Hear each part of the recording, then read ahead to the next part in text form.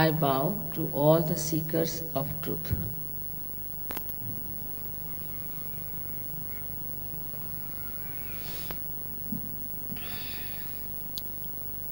You have been already told about these centers within us, their qualities, and these three channels which constitute them. But one may ask, why all this instrument placed within us? With what purpose? And why evolution has to go further?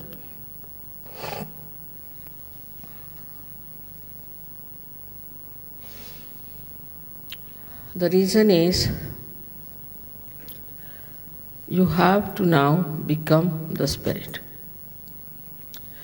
Go beyond your physical, emotional, mental being and become the spirit.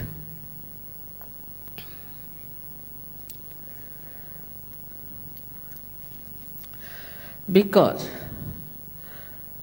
spirit is the reflection of God Almighty. And spirit is the universal being within you. When you become the spirit,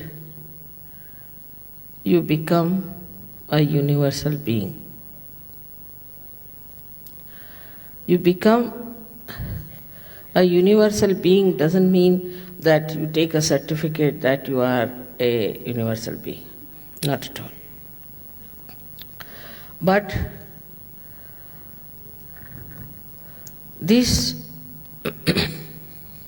state of being an universal being is manifested in you. It is manifested as a innate knowledge within you.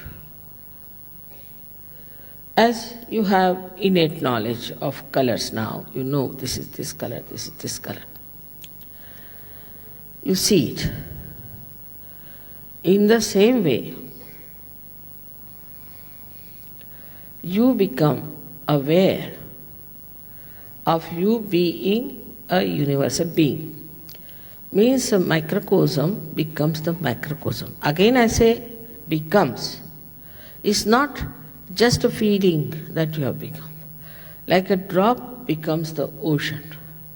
But again, it's not just a mental understanding, but it is a happening. And this happening takes place,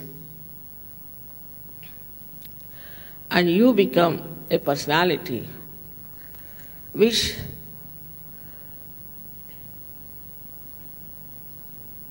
leaves your boundaries, limitations, and you start seeing yourself as a very loving, affectionate, compassionate personality. When a child is born to a mother, she feels tremendous love for the child. From where does she get this love? It is innately built within her, and her love becomes doubled. Whatever love she had for herself starts flowing towards her child. But when you become a universal being, then your compassion takes a very universal personality. Then you do not think that you are an Australian or you are an Englishman or an Indian. But you just think that we are part and parcel of one universal personality. Now this feeling sometimes can be confusing. The word is. Feeling means I feel very happy, I feel very unhappy. It's all a mental projection.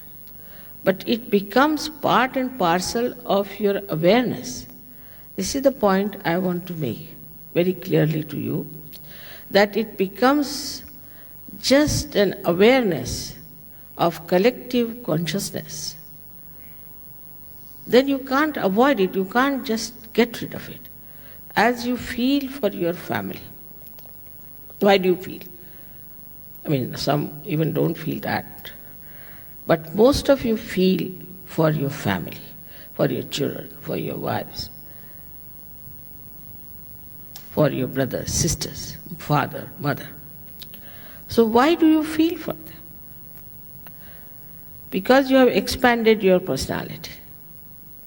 So you just feel it. But when your personality is that expanded, then the whole world seems to be your family, your relations. Then you do not see a person superficially, skin deep. But you see a person as a part and parcel of your being. Not only that, but as you can feel your own chakras on your fingertips, you can feel the chakras of another person on your fingertips. And then if you know how to correct, you can correct those centers and correct their problems. Today I'll just deal with one chakra, how when one chakra goes out of order, what happens to us. It's very interesting to find out how we suffer from so many diseases because of one center. This center is the second center of Swadhisthana. Second center of the Swadhisthana is attached to the Nabhi, the third center, and moves around the whole of that green area. It can go to the end, to the periphery, or it can be anywhere. And the duty of this center is mainly to convert the fat cells for the use of the brain. That medical science doesn't know. The other functions are to look after the liver, to look after the pancreas, look after the spleen, the kidneys, and the intestines. So when we start thinking too much, when we become futuristic, we start planning everything. I mean, sometimes people plan so much that you don't know where you are left with that plan. And that planning gives you a terrible mental exertion, and you need more energy for your cells in the brain. So this has to pass, as you see here clearly, it has to pass into your brain, the energy. But when you think too much and plan too much, and if you are successful, then you develop an institution called ego, which is a big yellow bile in your head. That's not only thing. But as you start thinking too much, you neglect all these visceras, all these organs in the viscera. And thus you have very big problems of health to begin with. Of course, when you neglect your liver, you know liver is, they say, you will live till your liver will allow. Now this liver has to clean all the poison from your body. It comes out as heat and is delivered to the bloodstream. But when this is neglected, this poor liver doesn't know how to function without the energy, and all the heat is accumulated in the liver. So a person suffers from liver trouble. Now the symptoms are he gets migraine, he cannot see the sun, then also he gets very hot-tempered, irritable, angry, because there is so much of heat.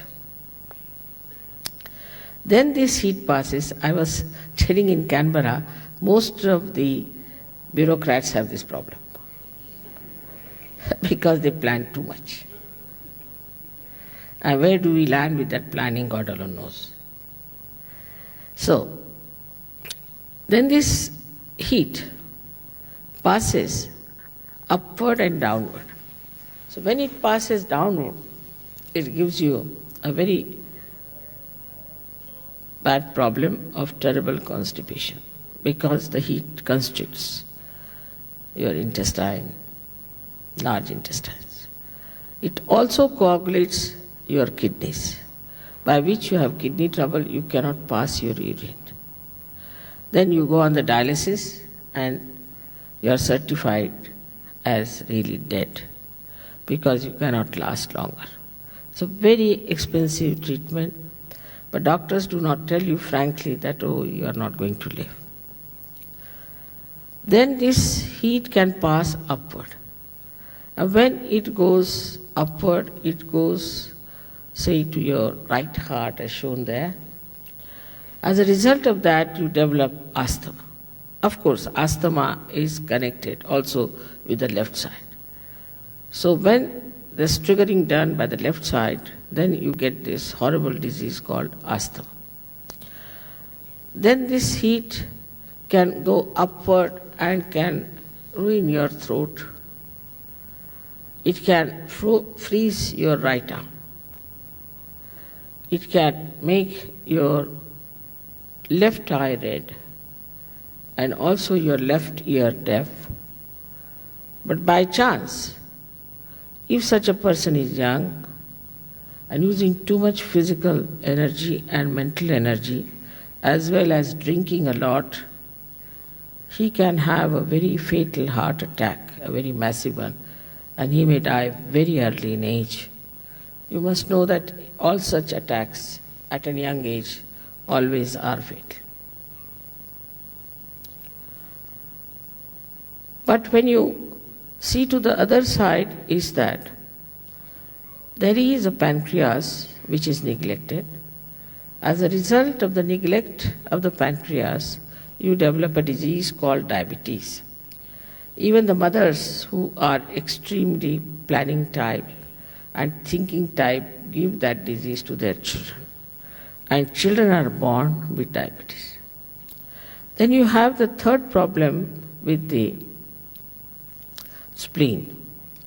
This is the most dangerous one. Nowadays, as the life is, we are all time bound, very particular about time.